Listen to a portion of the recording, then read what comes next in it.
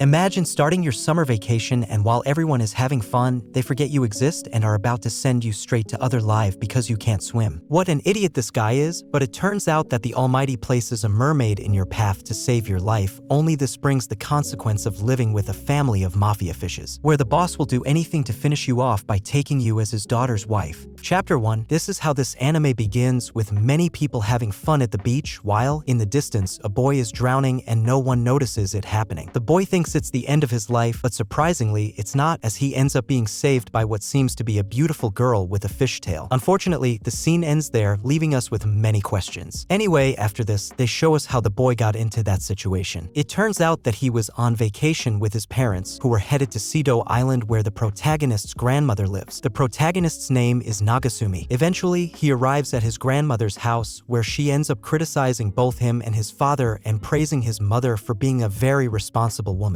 After dinner, his father suggests going to the beach the next day, although our protagonist doesn't show much enthusiasm for it. So his father teases him, asking if he doesn't know how to swim, to which our protagonist, annoyed, responds that it's not the reason. In a very quick scene change, we see Nagasumi drowning and being saved by the girl, but he is left on some rocks quite far from the beach, where he is found by his father, who thought the boy was sleeping, but in reality, he was nearly gone. Anyway, his father teases him again, asking if he was saved by a mermaid, and he responds yes, but it all turns out to be a joke and he just gets teased even more. Anyway, night falls and everyone is gathered again at his grandmother's house, where a very beautiful girl surprisingly arrives, and as it's noticeable, she's the same one who saved Nagasumi, but she chooses her words very poorly to introduce herself, making the protagonist's parents believe that they did adult things. And we see the protagonist receiving a beating for having his hormones stirred up. But well, things don't end there, because besides, the girl ends up belonging to a group of mobsters who tell the protagonist that the girl's father wants to talk to him, and they also take his parents, because obviously it's a very important conversation. Anyway, they end up taking them to the highest peak of the beach and throw them to the bottom of the sea, all to be taken to the Satuchi clan, where they explain to the protagonist that, by knowing the identity of the mermaid, whose name is Sun, he will have to go with San Pedro or marry her. But Nagasumi finds all this very sudden, and a disaster begins at the Yakuza's house, besides the fact that the father of this girl is crazy and wants to send Nagasumi to meet his maker by any means necessary. He even has a shark as a pet. But anyway, San helps Nagasumi escape and they flee together because the boy sees the interest she has in him, but they are still found by the girl's father, who uses his octopus friend to grab the protagonist and hit him, asking him if he will marry his daughter or not, since he was going to split him in half with a sword, but he ends up accepting. This greatly angers San's father, since she is his only daughter, but he has no choice but to accept, because if he doesn't, San will go with God due to the laws of the mermaids. Chapter 2. Later, in a scene change, we see what happened. Nagasumi's parents are talking with Ren, a very beautiful waifu who is San's mother. On the other hand, we see Mr. Seto tied up because he's crazy about finishing off Nagasumi and will do anything to do so. Well, later we see Nagasumi worried, but he's advised by his grandmother, who mentions that love is something very amusing and that besides, her husband used to take her out to get to know each other better. So she ends up giving money to Nagasumi so that he can have a date with San and they can get to know each other better at the festival that will be celebrated. The time for the date arrives and we see San wearing a yukata, which makes her look very beautiful. Even our protagonist, who felt like a loser, feels lucky. But well, let the date begin. The kids go to a cotton candy stand where Nagasumi offers to pay, but San also wants to be kind to him. But the funny thing about all this is that San's cotton candy was gigantic and Nagasumi's looked like a mustard seed. He tries to complain, but ends up being threatened by the vendor, and so with each of the places they went to, which was weird until San explains that almost all the stands in the place belong to her family. But well, finally, they decide to try some taiyakis, but it turns out that Nagasumi's, as expected, included a surprise, which was a phone where he received a threat from the girl's father. And then he is attacked by a shark when he tries to fish for goldfish per guy. At the same time, San gets her legs wet, which makes her mermaid tail come out, and the protagonist has to take her away so that no one sees her. They also explain that for her to return to normal, she must dry her legs, or in this case tail. But later we see San's father with Masa, who was the protagonist's first kiss, and Ren, the latter, ends up threatening Seto to leave the kids alone once and for all. While behind them, San is with Nagasumi in a scene that can clearly be misinterpreted, and guess what? It does get misinterpreted, nearly sending the protagonist to meet St. Peter. However, thanks to Masa, it's avoided. After so many mishaps, the date between these two continues, and we can see that San really tries to be Nagasumi's wife. They even go dancing, but she feels bad because Masa taught the protagonist, and and let's not forget that it was her first kiss. But well, as the date is about to end, Nagasumi gives San a ring, which they end up losing because the festival organizers decided to spray water everywhere. Although our protagonist didn't mind the loss, San did, and upon seeing her beautiful sentiments, she proposes to find it. However, Ren appears with the ring, saying that Sito found it. Annoyed, Nagasumi throws the ring, which is rescued by Masa, and our protagonist becomes emotional seeing it. This prompts San to activate her sonic scream, and this time, the protagonist almost goes away for real, even talking to his grandfather. But well, everyone ends up happy that day, except Sito, who wanted the protagonist to stay with St. Peter. And well, the next day, we see the protagonist like a mummy because of all the injuries caused during the date. Chapter 3. In a change of scenes, we see San's father drowning his sorrows in alcohol and tears while remembering how beautiful his daughter's childhood was, but he is interrupted by what appears to be a highly skilled assassin, leaving Nagasumi's photo as Swiss cheese, indicating that she is willing to send him to San Pedro no matter what. On the other hand, we see that this guy's vacation will end soon since his father was called from the company where he works, so he must tell San that he will leave and they will have to set a deadline for their relationship or maintain a long-distance relationship. Whatever the boy decides, so he takes advantage of the date they will have on a deserted island for this. What he didn't expect is that a friend of Nagasumi would accompany them, and here we are introduced to a very kind little snail. But anyway, during the yacht trip, Nagasumi doesn't mention anything, and when they arrive at the beach, he realizes that the snail, by the way called Maki, is a trained assassin to end him, and that she is also a very good actress because when San is around, she pretends to be very gentle, and when she's gone, she's a little devil. Even her snail is a high-pressure water gun, with which she almost sends our protagonist to San Pedro using the excuse of the snake San found. And all this gets worse when San asks our protagonist to apply sunscreen to her, and he distracts them by taking Maki and sending her flying through the air. But it turns out that this waifu's snail can also serve as transportation and ends up crashing into Nagasumi's head, and he ends up surrendering, telling her to apply the sunscreen herself, and even though it's difficult for her because of her size, it causes great sensations to San. In a change of scenes, we see these three in the water, and Maki proposes to dive to see the corals. Here our protagonist calls Maki kind of mocking her, and well, they end up drowning him since he is a human and can't withstand the high water pressure. The snail takes advantage of his helplessness to send him to San Pedro, but he is saved by San, and San makes it very clear that she is determined to be with Nagasumi. Later in the afternoon, we see Nagasumi telling San that he will leave and they can have a long-distance relationship, but he didn't expect that this girl is willing to give everything for him, even to move in with him. On the other hand, Maki informs Mr. Sito that she failed, and they cry together because San will leave with the protagonist. Later on the train, our protagonist believes he will lead a peaceful life with the beautiful San, but first, his father was harassing them from the window, and second, Maki sneaked into his backpack, and from here, our protagonist understands that he won't have the same lifestyle he was used to. Chapter 4. Well, already on the outskirts of the protagonist's house, everyone is gathered, and although he longs to be with San, the idea of living with Maki makes him question his happiness. But well, misfortunes continue to haunt him as there are no more rooms available, so his parents decide to give theirs to San. Besides, Maki teases him by mentioning that his room looks like a little boy's room, but anyway, our protagonist is annoyed, asking where he will sleep now, to which his father replies that he will go straight to the attic since he enjoyed playing like a mouse there when he was younger. But San questions the idea of her future husband sleeping up there because her mermaid chivalry wouldn't allow it, and Maki just adds fuel to the fire, manipulating everyone by crying and saying that they will sleep there because of Nagasumi. But well, this guy does everything for his future wife and ends up accepting. Besides, he didn't have another option. Later that night, our protagonist is taking a super calm shower when he is interrupted by San, which causes Nagasumi's hormones to go crazy. But this doesn't happen as he thought because the girl ends up using her mermaid scream, which destroys the bathroom and knocks our protagonist unconscious. Nagasumi's parents come out to see the tremendous mess, and before they make a fuss, San apologizes and even gives them 3 gold ingots, which in other words buys off the protagonist's parents, making even his dad hit him. This guy has such bad luck. The next day, Nagasumi sees that San has finished decorating his room and also takes advantage of Maki being asleep to be alone with his wife. So these two youngsters go out for a quiet date where San has a lot of fun and mentions how big this new city is. But they end up being interrupted by some guys harassing 2 girls. So San's mermaid chivalry ends up bothering the guys, but Nagasumi tells her not to intervene and that it's better to call the police because they would end up beating him up. But a girl, a police officer or something like that named Mori, arrives and saves the girls from these thugs. She also tells these guys that Nagasumi will take care of them, and our protagonist sees no better option than to jump off the bridge much, although they end up getting even more upset. And although Mari tries to help them, they are saved by San, who, in the best horror movie style, takes them to the depths and literally explodes them until they fly away. Well, here arise two problems. First, San's tail, and second, Mari almost discovers Maki's identity, and if this happened, they would send her to San Pedro as they almost did with him. On the other hand, San asks to be friends with Mari, but it turns out that one is a police officer and the other is a mobster, and you can already guess what happens. Later in the night, San sends Nagasumi flying again, who gets hormonal again for entering the bathroom without knocking, and we see Mari feeling jealous of San being with the protagonist. Chapter 5. The next day, we see that Maki had the mission to wake up Nagasumi, but she decides to send him to meet St. Peter and almost succeeds, but well, in a scene change, we see our protagonist entering San's room and seeing her looking beautiful in her school uniform. After this, they come down from the room and our protagonist's mom gives San a postcard from her father where he makes it very clear that he will always protect her, making our protagonist suspicious of something. Anyway, on the way to school, San and Nagasumi chat when suddenly they are interrupted by a guy who looks like a monkey named Saru, whom our protagonist hits many times to keep him away from his wife. In the classroom, Mari interrogates our protagonist to know what kind of relationship he has with San, and they mention they will have a new teacher. But Saru hears the classroom door open and runs out to hug who he thinks is San, but it turns out that what he hugs is very hard and he gets a tremendous punch that sends him flying across the classroom. It turns out that Mr. Sito will now be their new teacher, causing Nagasumi to enter into eternal depression and agony. Besides, the guy wants San close to him, but she doesn't accept it, and after this, the protagonist decides to take Saru to the infirmary. Since the little monkey was in pieces, but the biggest surprise for our protagonist is to see that the nurse is the sexy waifu Ren, who gets somewhat hormonal and offers herself to our protagonist, who runs out of the infirmary. But with dirty thoughts about his mother-in-law, although he ends up melting for Masa upon hearing his voice, the man who gave him his first kiss. Although this lasts shortly because the shark can also take human form and wants to eat him, but he is saved by San, who seems to scold everyone but actually ends up thanking them for not leaving her alone. Our protagonist thinks about ending his life, but he's interrupted by Masa, who encourages him to be a true man for his wife. This is how we see Nagasumi making it clear to Saru that he will do anything for San, but he's humiliated because he had Maki in his bag, making him seem unmanly. Things get ugly at school as Saru wanted to spy on the girls changing, but when they are caught by the shark, Nagasumi is left completely alone and has no choice but to enter the classroom where the girls are changing. They chase him to send him to San Pedro, so Mari interrogates him and then clears up the misunderstanding, and well, in a change of scenes, when our protagonist tries to end his life again, he's interrupted by San, who encourages him to keep going. And we see how the next day, they get along much better than before as they decide to keep their relationship secret to avoid problems. Chapter 6. In a change of scenes, we see what would be part of our protagonist's past with Mari, who through a card game decides to become a police chief like her dad, but well, later at school, we see our protagonist happy because San has adapted. But he's also a bit jealous because she doesn't dedicate the same attention to him as before, but this scene is interrupted by his friends, who start teasing him by kissing him, and he's saved by Mari, who enforces the rules of society or something like that. Apart from that, Saru explains to San that Nagasumi and Mari have always gotten along well since they were very young. They are even champions of Karuta, a card game, so they decide to play it in pairs with the spouses as a team and Mari with Saru. But apparently, it's Mari who ends up winning, but San ends up taking her lucky card, which is the police officer, but our protagonist tells her to return it to Mari. Later, we see Mari acting like Sherlock Holmes, investigating the kind of relationship San has with Nagasumi because even though she doesn't admit it, she feels jealous. Things get worse when she sees the spouses leaving the same house, leading to the extreme of creating an interrogation scene in the classroom where the victim is our protagonist and she tries all sorts of manipulation from speaking to him seductively, which made our protagonist's hormones go crazy to offering food, and San has no choice but to see her husband being weak because he fell into all the traps. But well, Mari decides to interrogate San while Mr. Sito tortures Nagasumi, who is saved by Run, and within all this mess, the class representative drops the vase with flowers and ends up soaking San, and Mari manages to see her fishtail. But everything is very confusing because our protagonist reacts quickly to save her, and when she removes the towel, San already had her human legs. What a save! But well, Mari is determined to uncover San's identity at all costs, so she tries to wet her endlessly, but is saved by Nagasumi, who reacts quickly to each attack. But this policewoman doesn't give up, so she corners San, along with the protagonist and Saru, telling her that she already knows the whole truth, making our protagonist scared. However, she only releases some cats because she thinks San is a fish. But Nagasumi gets tired of this situation and decides to scold Mari harshly because she was making his wife suffer. Mari feels hurt and decides to leave, but at the same time, she is almost run over by a car. Thanks to the protagonist who rushes to save her, and San, who with her Mermaid song manages to stop the car, she is saved. Later on, the kids are in the infirmary, and Mari decides to put this whole issue aside. So much so that, due to a mistake, San gets wet and Mari protects her with a blanket, showing us that the girl has a big heart, despite Saru almost spilling the beans, mentioning San's power. Chapter 7. The next day, we see Nagasumi very excited at the concert of an idol who seems to be a very good person but hides a very dark side, since she plans to manipulate everyone with her voice. By the way, the idol's name is Lunar, and when she was in her dressing room, her manager informs her that her old friend San is in town, and this girl has a memory of when they were children and San sang better than her, winning the children's contest and stealing her victory, or at least that's what she believes. But anyway, in a change of scenes, we see Nagasumi boasting to Saru that he did go to Lunar's concert while Saru didn't, but they are interrupted by a heavy rain and they decide to go back to their homes, but our protagonist encounters a girl who fainted. So he decides to help her, and to his surprise, it's Lunar, and she's also a mermaid, and well, she tells him that the procedure is simple, either he marries her or she sends him to meet his maker, but luckily our waifu enters the scene and prevents them from taking the protagonist, or so we think. Because in the end, San and Lunar fight to see who gets to keep the protagonist, as Lunar wants him as a lackey, but she only cares about taking everything precious from San, since our waifu allegedly stole her dream. But this girl is much more famous than our waifu, but well, women stuff. A day later, we see the protagonist waking up with Lunar by his side, and our guy gets very hormonal, especially because this waifu touches his leg, but they are interrupted by San, who is made to believe that her husband was unfaithful to her. But well, that drama is left for another occasion, as Lunar is so focused on getting her revenge that she even enrolls in this guy's school, and everyone goes crazy because the idol now belongs to their class. But our protagonist boasts to Saru that he is Lunar's hormonal slave. Anyway, the class continues, and Lunar takes the opportunity to attack Masa and tell him that he is a bad teacher. This causes the class to split into two teams, those who love Lunar and those who love San. Since both are very famous and literally have everyone at their feet, even when they ask for homework, everyone offers to help them. But the classroom turns into a battlefield where Sarah takes on the role of a sage and must guide our hero on the path of righteousness. Also worth mentioning is a scene change where we see Maki, very injured, and apparently Lunar is the culprit of all this, laughing on her throne, saying that she achieved what she wanted. Chapter 8. In a change of scenes, we see the protagonist being chased by Lunar's group who wants to end his life, but luckily, he manages to hide and is saved by Moari and her team of social rules, giving a beating to the men who have fallen into madness for this idol. But well, these girls take Nagasumi and start interrogating him until they ask him if he has decided which waifu to choose. However, this boy is very indecisive and says it's better to forget about the topic. And seeing the boy's stupidity, these women decide to release him again so that they can beat him up. But thanks to Nagasumi being very fast, he manages to escape, and when he leaves the school, he sees Saru on a light pole. Sara tells him to come down as he will leave half the neighborhood without electricity, but the little monkey doesn't listen and gives him a tremendous motivational talk, telling him that he must be a hero and protect his wife, besides mentioning that this war won't end well. But well, our protagonist runs to his house, where we see everyone very sad because Maki is agonizing in pain, and everyone knows that Lunar is the culprit. So Mr. Sito decides to fix this like a true mobster, deciding to start a war between the Sito and Itome clans. But Nagasumi is a true alpha male and decides to resolve this like a man, proposing to Lunar a singing battle to end this years-long feud. And so, the day of the performance arrives, but Lunar fills almost the entire stadium with her fans, leaving San at a great disadvantage. Well, Lunar starts singing, quickly capturing the attention of the entire audience with her beautiful voice. Although the protagonist likes it, Mr. Sito brings him to his senses with a punch. Lunar continues with her plan, as at the end, everyone asks her to sing another song, thus preventing San from participating. But our waifu is very intelligent, so she decides to do a cover of one of the idol's songs. And her beautiful voice captivates and drives the audience crazy because despite not being integrated into the world of fame, she knows how to move on stage and capture the audience's attention. Lunar gets upset by the success she's having, so she decides to sing a duet with her, causing everyone to go even crazier for the mermaid's voices, and everyone starts stripping naked. Mari arrives too late to stop this, so she orders to burn the whole place down. But anyway, Lunar wants to end San no matter what, so she decides to sing a war anthem in the mermaid language, and everyone starts arming themselves to fight. Everyone is worried because they know how serious this can be, so Nagasumi asks San if there is a song to relax relax them, but instead there is a song for the hero. So Nagasumi receives tremendous power-up thanks to his waifu and ends up kicking everyone's ass. In the end, they manage to stop this disaster, and then we find out that Maki injured herself while trying to confront Lunar. Everyone forgives each other and lives happily in Nagasumi's house. Sigh because yes, they never leave this poor guy alone. Chapter 9. In a scene change, we see how from the depths of the sea, a group of soldiers comes in a submarine, and the apparent leader mentions going after San, meaning more trouble for our protagonist.